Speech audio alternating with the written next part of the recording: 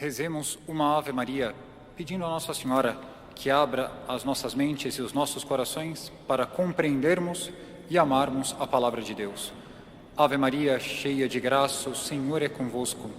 Bendita sois vós entre as mulheres, e bendito é o fruto do vosso ventre, Jesus.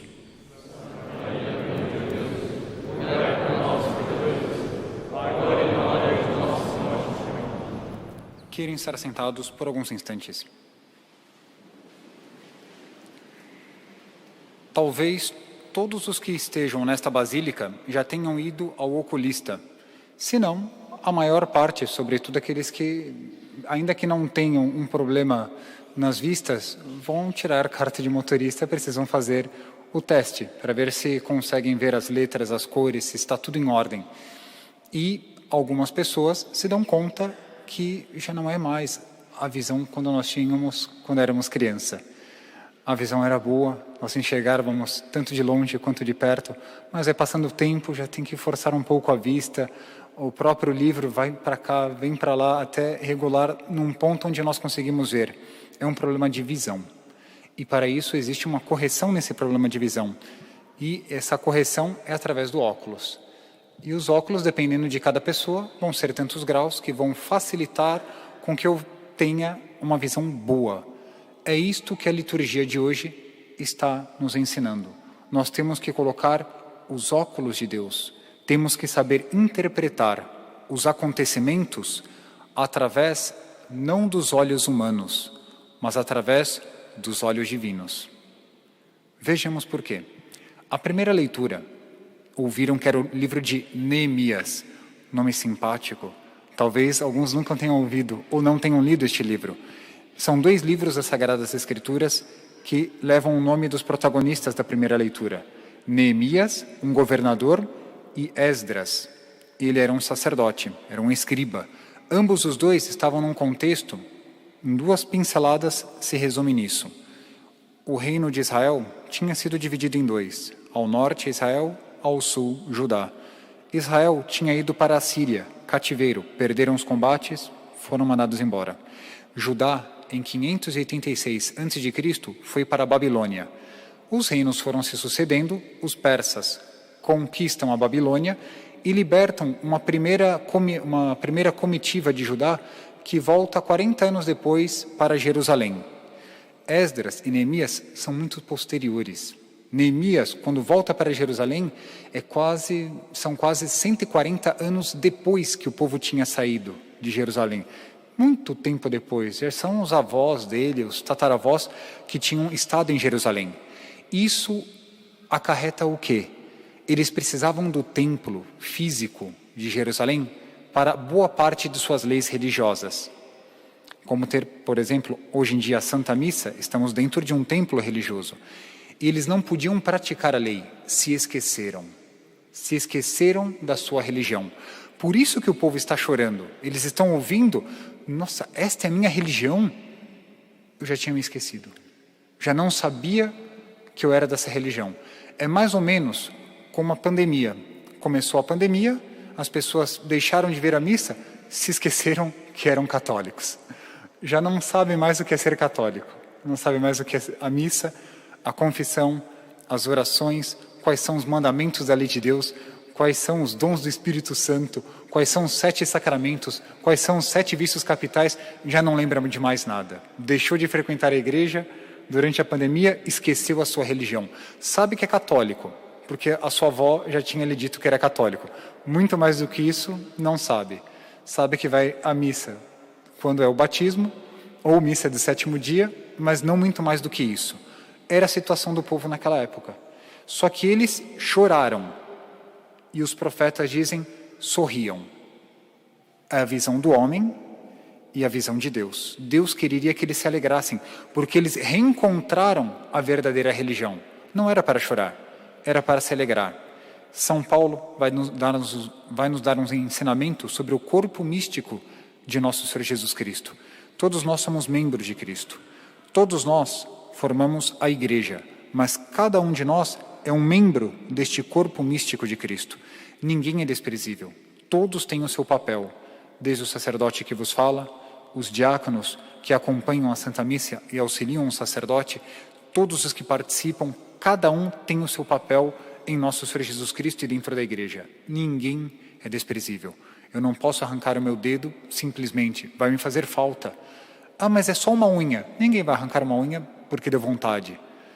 Não se faz isso.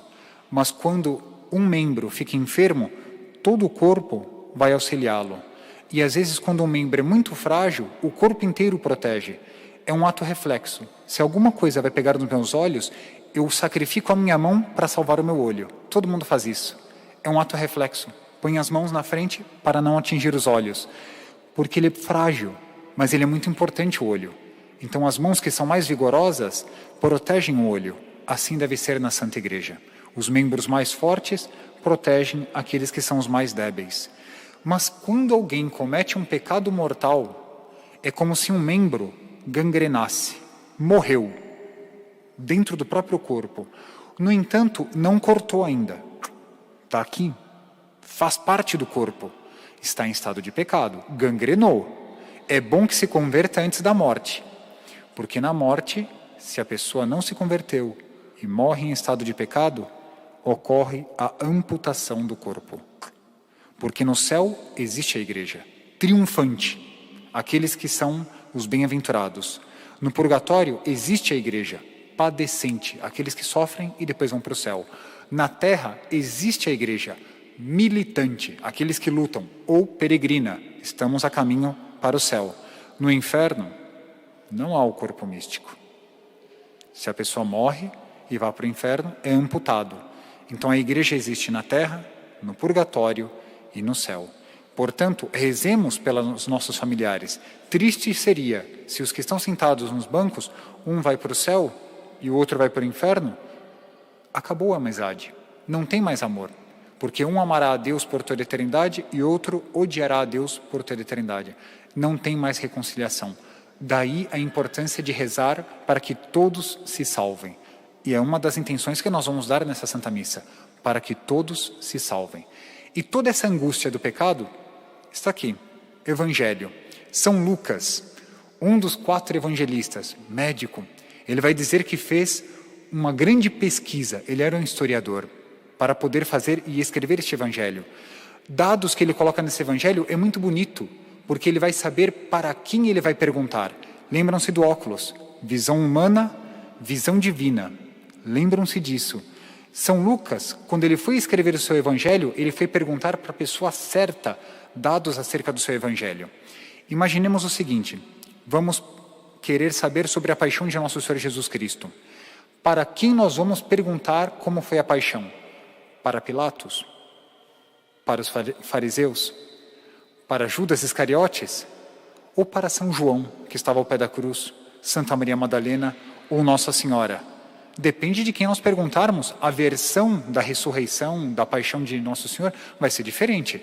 Judas vai dar uma versão, São João aos pés da cruz vai dar outra.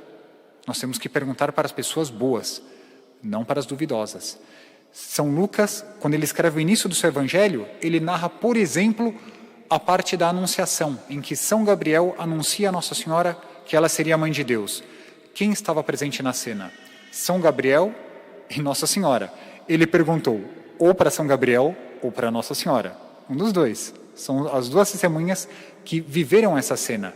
Bem provavelmente, ele perguntou para Nossa Senhora.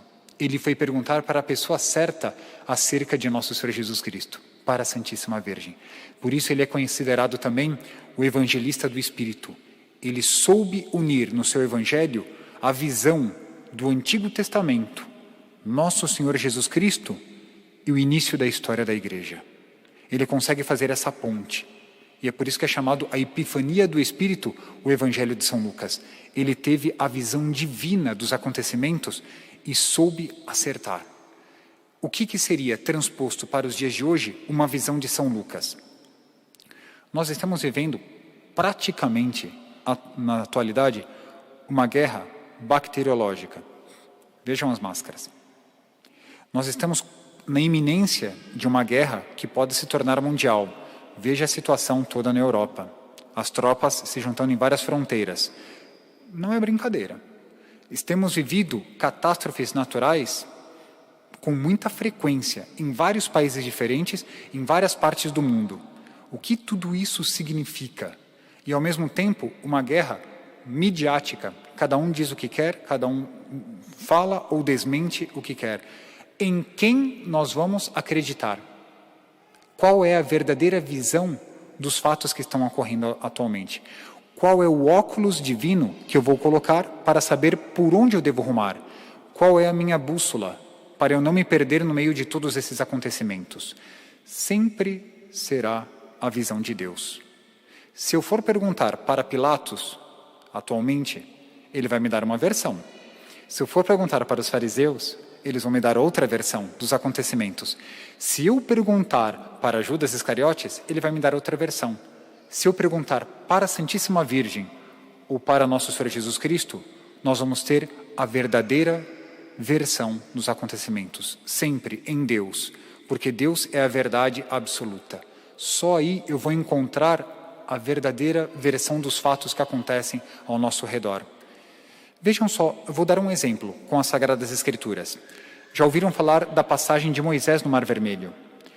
Muitos dizem que tem esse milagre, que veio um vento que abriu, que é o que está nas Sagradas Escrituras. Cientistas dizem que tem um vento que poderia vir e abrir, suficiente para abrir o mar, mas não levar uma criança. Tem todas as versões do que poderia ser a abertura do Mar Vermelho, da explicação teológica e científica.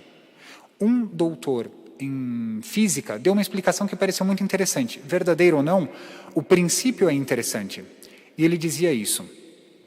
Existe, de fato, no Mar Vermelho, uma espécie de quase que um recife, e que, de fato, tem um banco de areia, que em determinados momentos da história, a cada não sei quantos mil anos, a água pode abaixar e fica como que uma bancada de areia que poderiam passar o povo eleito.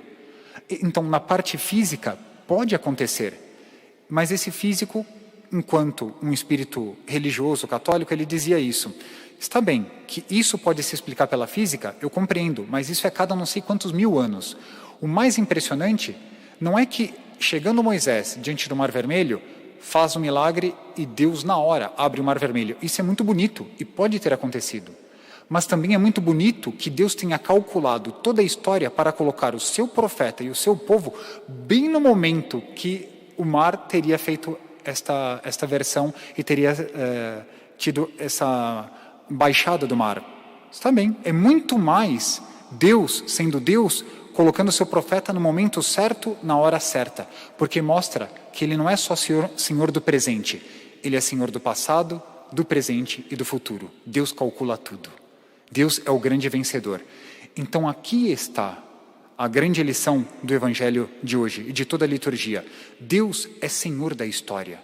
Não adianta buscar só causas naturais para as coisas que acontecem num mundo que todos os dias ofende a Deus, com pecados que clamam aos céus e bradam por vingança.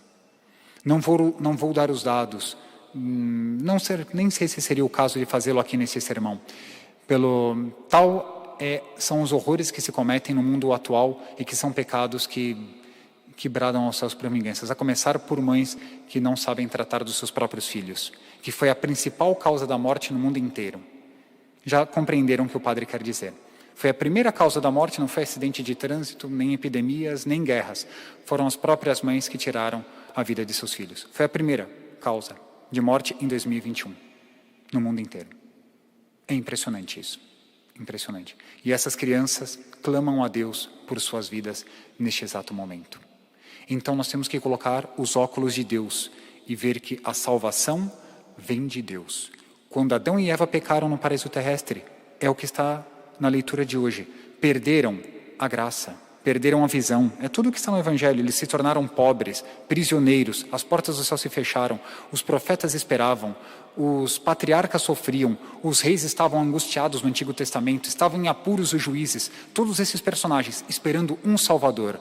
Pois bem, o Salvador chegou. Nós não estamos mais aguardando. Já sabemos quem é, basta rezarmos a Ele e rezarmos a Ele através de Nossa Senhora. Com isso, ninguém vai ficar desorientado no mundo de hoje. A nossa orientação, a nossa bússola chama-se Sagrado Coração de Jesus. Louvado seja nosso Senhor Jesus Cristo.